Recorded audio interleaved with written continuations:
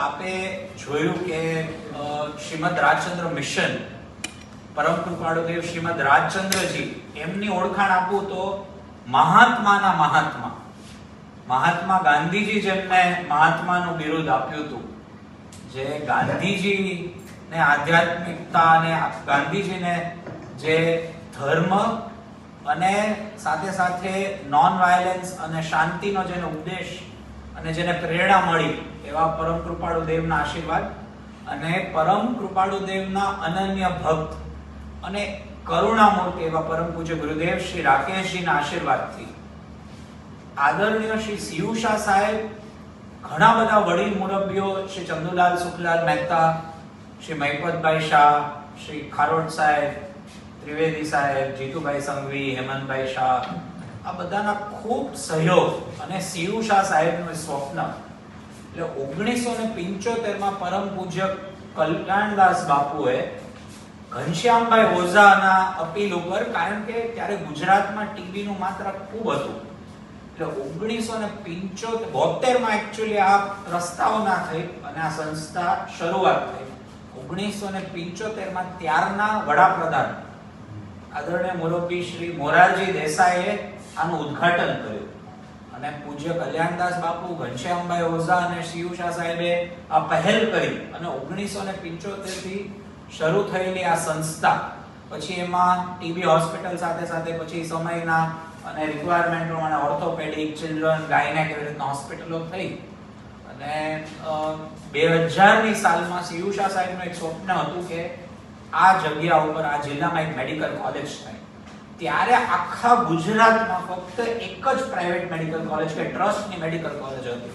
ત્યારે બધી જ સરકારી કે મ્યુનિસિપલ હોસ્પિટલ્સ જ હતી અને ત્યારે સુરેન્દ્રનગરમાં હજી આપણે બેઝિક એજ્યુકેશનના ફાફા હતા. તો ત્યારે જ્યારે સીયુ શાહ સાહેબે વાત કરી અને જ્યારે મંજૂરી મળી ત્યારે મને પ્રત્યક્ષ એટલે યાદ છે કે એક બાળક તરીકે પણ હું ત્યારે હાજર હતો. તો ત્યારે લોકો માનતા નહોતા ને હસતા હતા કે થતા હશે કે મેડિકલ કોલેજ આ ગામમાં સુરેન્દ્રનગર જ્યાં 7 દિવસે ત્યારે પાણી આવતું, કે આ સીયુ શાહ સાહેબ ખોટી વાતો કરે છે, અહીંયા મેડિકલ કોલેજ ના આવે, આ કોમર્સ કોલેજ સરખી ચાલે એટલે ઘણું. પણ એ સીયુ શાહ સાહેબનું ત્યારનું વિઝન કે ના, આ જિલ્લામાં એક મેડિકલ કોલેજ થાય તો જિલ્લાના અને રાજ્યના દર્દીઓને તો ફાયદો થાય પણ વિદ્યાર્થીઓને પણ ફાયદો થાય. તો 2000 સાલમાં સ્થપાયેલી આ સંસ્થા મેડિકલ કોલેજ, જેના આજે 25 વર્ષ પૂર્ણ થાય છે અને પછી શું થયું કે બહુ સારી ચાલી, બહુ મહેનત જીતુભાઈની, હેમંતભાઈની, બધા જૂના ટ્રસ્ટીઓ, મિનલબેન ખૂબ સાથ સહકારથી બહુ સારી ચાલી, પણ એમની થોડી એજ થતી હતી એટલે એક બહુ મોટી ચિંતાનો વિષય હતો કે આગળ હવે આવડી મોટી સંસ્થા ઊભી તો થઈ પણ ઓલી સ્ટેગ્નન્ટ થઈ ગઈ હતી. તો હવે એમ કે આનો વિકાસ કેવી રીતના થાય અને આને કેવી રીતના આપણે આગળ વધારી શકીએ જેથી કરીને ખરેખર દર્દીઓને ફાયદો થાય. એટલે મિનલબેને વિનંતી કરી પરમ પૂજ્ય ગુરુદેવશ્રીને અને પરમ પૂજ્ય નેમીજીને કે આ 36 એકરમાં જે સંસ્થા છે જે 2000ના સાલમાં સ્થપાયેલી હતી, હવે આગળ આનું શું કરવું. હું બરાબર ત્યારે વેલોર હતો. કોવિડમાં તો મારા ખ્યાલથી આ બધા મિત્રો મારી સાથે ડે ટુ ડે લાઈવ સંપર્કમાં આવ્યા હશો અને મને ત્યારે બ્રિજ કેન્ડી ને જસલોકમાં, આ હું કોઈ ફોર્મલ વાતો નથી કરતો, તમે બધા ઘરના જ છો એટલે હું એકદમ દિલથી વાત કરું છું. એટલે ત્યારે તો જસલોક અને બ્રિજ કેન્ડીમાં મારી ઓફર્સ અને હજી જસલોકમાં બોર્ડ લાગી ગયેલા, પણ આ બધી વાતો ચાલતી હતી એનો મને થોડો આઈડિયા હતો. એટલે મેં કીધું કે જો આવું બનતું, કારણ કે હું ગુરુદેવશ્રીને મળ્યો હતો એટલે એમની કરુણતા, બીજું કે એમની બધા માટેની લાગણી, એટલે એવું નહીં કે પરમ કૃપાળુ દેવ કે જૈનિઝમની જ વાતો કરે, એ રૂમી ઉપર વાત કરે, એ ભગવદ ગીતા પર વાત કરે, કુરાન શરીફ પર વાત કરે, ગુરુ ગ્રંથ સાહેબ પર વાત કરે. એવું ગુરુદેવની વિશાળતા અને એમની અનહદ લાગણી એટલી કે ધરમપુર, આપણે સુરેન્દ્રનગરમાં પણ ખૂબ ડેવલપમેન્ટની જરૂર છે, પણ ધરમપુર જેવું ઇન્ટિરિયર ટ્રાઇબલ બેલ્ટ જ્યાં પીવાના પાણીની 2000ની સાલમાં જ્યારે અછત હતી ત્યારે 223 એકરમાં સ્થપાયેલું શ્રીમદ રાજચંદ્ર મિશન ધરમપુર. એટલે મેં કેમ્પ અને વિશે સાંભળ્યું હતું અને ગુરુદેવના દર્શન કર્યા હતા 2-3 વખત. તો આમ ધેટ ટચ મી. અને પછી હું પાછો આવ્યો ત્યારે પછી થોડો ટાઈમ હતો, પણ જીતુભાઈ લોકોએ પણ ખૂબ મહેનત કરીને પછી વળાંક આવ્યો 10 એપ્રિલ 2025. ત્યારે શું હતું, થોડુંક સ્ટાફ બધો પેલો બોલ્ડ ફેસમાં હતો એટલે સ્ટેગ્નન્ટ હતી અને 10th એપ્રિલે મર્જર થયું. ઓલમોસ્ટ વર્ષ થવા આવશે. જે સંસ્થા હતી એ સારી જ હતી, પણ ખરેખર દર્દીને કેમ ઉપયોગી થાય, એટલે ગુરુદેવનું ગાઈડન્સ લેવા હું, અભયભાઈ જસાણી જે આપણા સંસ્થાના ચેરમેન છે, અજયભાઈ, બધાએ ગુરુદેવનું ગાઈડન્સ લીધું. તો ગુરુદેવે કીધું કે ગરીબમાં ગરીબ દર્દીને કદાચ આયુષ્માન કાર્ડ ન હોય તો એ તકલીફ ન પડે, એ એકમાત્ર મારો ગાઈડન્સ છે. અને ત્યારથી લઈને પછી શું થયું કે જ્યારે આ બધું મર્જર થતું હતું, એટલે મેં આપે જોયો છે વિડીયોમાં, તો મેં શબ્દ યુઝ કર્યો વિલય થયો, કારણ કે એ કૃપાળુદેવના આશીર્વાદથી મિનલબેન ને બધા પણ શ્રીમદ રાજચંદ્રમાં માને, આ ફિલોસોફી લવ એન્ડ કેરમાં માને, અને કૃપાળુદેવના આશીર્વાદથી ગુરુદેવ અને આખું શ્રીમદ રાજચંદ્ર મિશન પણ આ જ ફિલોસોફીમાં માને. તો પહેલી જ વખત સૌથી પહેલા જ્યારે લોકો આવ્યા મને કહે કે આ બધા પેશન્ટો કેમ રોડ ઉપર સૂતા છે. એટલે આપણે તમે જોયું હોય તો નવી હોસ્પિટલ બની એટલે રેલિંગમાં, તો મને કે સૌથી પહેલું આપણે કામ કરશું કે પેશન્ટના સગાના માટે સુવા માટે એક રેમ્પ બસેલા. એટલે પેશન્ટના આ છેલ્લા 9 મહિનામાં પેશન્ટના સગાના સુવા માટે રેમ્પ બસેલા, ટોયલેટ્સની સુવિધાઓ, મોબાઈલ ચાર્જિંગ કરી શકે, બેસી શકે એવું. પછી ફૂડ માટે શું થતું કે ઘણા બધા એનજીઓ સારું કામ કરે, બાપા સીતારામ ટ્રસ્ટ આવે કે વડવાડા મંદિરથી આવે કે ક્યારેક કોઈ એનજીઓ આવે કે આપના મિત્રોમાંથી કેટલાય બધા કોઈના બર્થડે હોય તો ફ્રૂટ વિતરણ કરો, પણ એ તો એક દિવસનું થાય. તો મને કે કોસ્ટ કઢાવો કે આપણે અદ્યતન પેશન્ટ માટેનું કિચન સર્વિસીસ કરીએ તો કેટલો કોસ્ટ થાય. મેં કીધું આખો પ્રોજેક્ટ તો 3-3.5 કરોડ મિનિમમ સ્ટાર્ટિંગ થાય, અને પછી તો ડે ટુ ડે રોજનું 300 રૂપિયા જો સારી ક્વોલિટીનો 5 ટાઈમ આપણે આપીએ, અને એમાંય પાછું ડાયાબિટીક દર્દી હોય તો એને અનુરૂપ, હાઇપરટેન્સિવ દર્દી હોય, કિડનીના દર્દી હોય તો એને અનુરૂપ. મને કે કઈ વાંધો નહીં, આપણે કરવું જ છે. એટલે કિચન સ્ટાર્ટ કર્યું. પછી આગળ ઘણા બધા પ્રશ્નો, આપણે આગળ આ નવું બિલ્ડિંગ 2018 થી થઈ ગયું હતું, પણ ગાયનેક અને પીડિયાટ્રિકનું બિલ્ડિંગ બહુ જ જૂનું, 25 વર્ષ જૂનું હતું, ને ત્યાં ઇન્ફ્રાસ્ટ્રક્ચર ને બહુ નાના મોટા પ્રશ્નો પાસમાં થયેલા હતા. તો કે સૌથી પહેલા આપણે કરો કે ગાયનેક અને પીડિયાટ્રિક બિલ્ડિંગ બનાવો.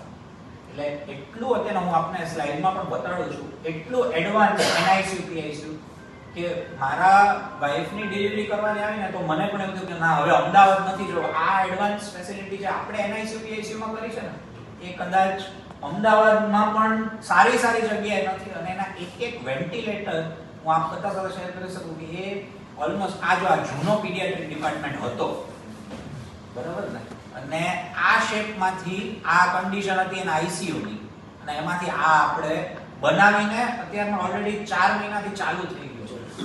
એટલે આ નવું NICU PICU બનાવવામાં એક બેડ ઉપર જે વેન્ટિલેટર છે હેમિલ્ટનનું ને જીના જે જીરાફ કહેવાય, એક જે બેડની ઇક્વિપમેન્ટની સામગ્રી છે ને એ 20 લાખ રૂપિયાની છે ટોટલ.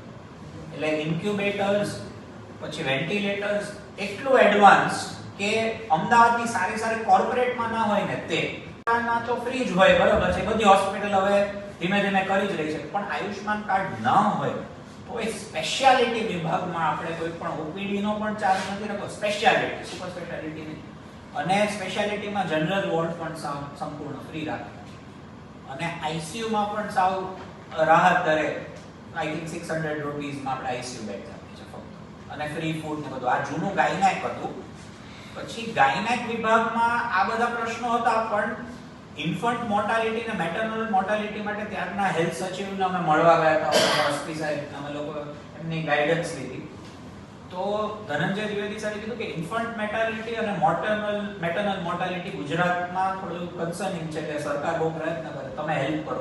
એટલે સરકારે ગાઈડન્સ આપી કે જેટલી જિલ્લામાં હાઈ રિસ્ક ડિલિવરી થાય, PHC, CHC, કોઈ પ્રાઇવેટ ને બધી હવે અહીંયા ગાઈડ કરો. તો તમે એમ કે એવો ઇન્ફ્રાસ્ટ્રક્ચર ઉભો કરો. અમે એમ્સના કન્સલ્ટન્ટ્સ બોલાવ્યા, એમને કીધું કે થોડુંક માતાને પણ કમ્ફર્ટ રહે એવા બધા થોડાક એક્સ્ટ્રા ફીચર્સ આપો છો, પ્રાઇવેટમાં પણ કે કોર્પોરેટમાં ના હોય તો કે સાઉન્ડ પ્રૂફ ડિલિવરી આપો. પછી ઇવન એટલી બારીકી કે જે લાઇટ હોય ને, જનરલી ડિલિવરી રૂમમાં ઓરેન્જ લાઇટ હોય, તો કે એ નેગેટિવ ઇમ્પેક્ટ આપે, કે એ ડરાવે, એમ માતા થોડી ગભરાયેલા રહે, તો કે એના માટે વોર્મ વ્હાઇટ લાઇટ પર્ટિક્યુલર ફ્રીક્વન્સીની આવે એ નખાવો. તો 5 સાઉન્ડ પ્રૂફ લેબર રૂમ અને 5 મોડ્યુલર ગાયનેકના ઓટી. એ રીતના અત્યારના 12 મોડ્યુલર ઓપરેશન થિયેટર કર્યા. ઘણી ગુજરાતની મેડિકલ કોલેજીસમાં અત્યારના 12 મોડ્યુલર ઓપરેશન થિયેટર્સ નથી. એટલે એ રીતના આપણે આ 9 મહિના કે 10 મહિનામાં આ ગાયનેક અને પીડિયાટ્રિક બનાવી પછી એક પ્રશ્ન શું હતો, બધાને એક કન્સર્ન હતો ગામને, આ બધા મિત્રોને પણ મારી સાથે વાત કરી ત્યારે એ જ કહેતા કે સાહેબ અમે તમારા પર વિશ્વાસ કરીએ, આમના પર કરીએ, પણ ઓવરઓલ જનરલ માસીસમાં હજી એ મેસેજ નથી. તો ફર્સ્ટ થિંગ મેં શું રિક્વેસ્ટ કરી કે આપણે ફૂલ ટાઈમર્સ વધારીએ, એટલે 56 ફૂલ ટાઈમ ડોક્ટર્સ આપણે વધાર્યા, 56 ફૂલ ટાઈમ. અને એ બધા મોટા મોટા નામો, એટલે સુરેન્દ્રનગરની રોરિંગ પ્રેક્ટિસ છોડીને આપણે અહીંયા ફૂલ ટાઈમ કરાવ્યા. સોનાગરા સાહેબ છે કે પંચોલી સાહેબ છે કે ગેડિયા સાહેબ છે, જીનેશ વોરા સાહેબ છે, બિપિન શાહ સાહેબ છે, ભાવેશભાઈ છે, કે એટલે આ રીતના ડોક્ટર નિર્મલા છે, કમલેશ વેલાણી છે, એવી રીતના એ બધા ફૂલ ટાઈમ છોડાણા. અને પછી મેં કીધું કે હવે રિક્વાયરમેન્ટ સુપર સ્પેશિયાલિટીની, કારણ કે શું સારવાર બેઝિક તો પ્રાઇવેટમાં પણ થઈ રહી છે, પણ હવે સપોઝ ગેસ્ટ્રો આખા જિલ્લામાં ક્યાંય નથી, નેફ્રો આખા જિલ્લામાં નથી, યુરોની બહુ ઓલી હતી, એટલે આપણે અત્યારના full time 9 full time super speciality department ચાલુ કરીને, એટલે 2 કાર્ડિયોલોજિસ્ટ, એક ન્યુરોસર્જન, એક રૂમેટોલોજિસ્ટ એટલે સાંધિવાનો હું પોતે, પછી એવી રીતના એક કાર્ડિયોથોરાસિક સર્જન, એવી રીતના કિડનીના સ્પેશિયાલિસ્ટ નેફ્રોલોજિસ્ટ ફૂલ ટાઈમ, એવી રીતના યુરોલોજિસ્ટ હમણાં રિસન્ટલી ફૂલ ટાઈમ જોડાણા, એટલે સ્ટોન ને એ બધે પથરી માટેની જે, કારણ કે આપણો સ્ટોન બેલ્ટ છે તો એ યુરોલોજિસ્ટની રિક્વાયરમેન્ટ હતી, એટલે ફૂલ ટાઈમ એક યુરોલોજિસ્ટ જોડાણા, 2 ગેસ્ટ્રોએન્ટરોલોજિસ્ટ જે એન્ડોસ્કોપી ને કોલોનોસ્કોપી ને કરે, કારણ કે આ પ્રદેશોમાં કેન્સર ને જીઆઈ રિલેટેડ બધા પ્રશ્નો બહુ જ હોય, તો ફૂલ ટાઈમ બે ગેસ્ટ્રોએન્ટરોલોજિસ્ટ લાવ્યા.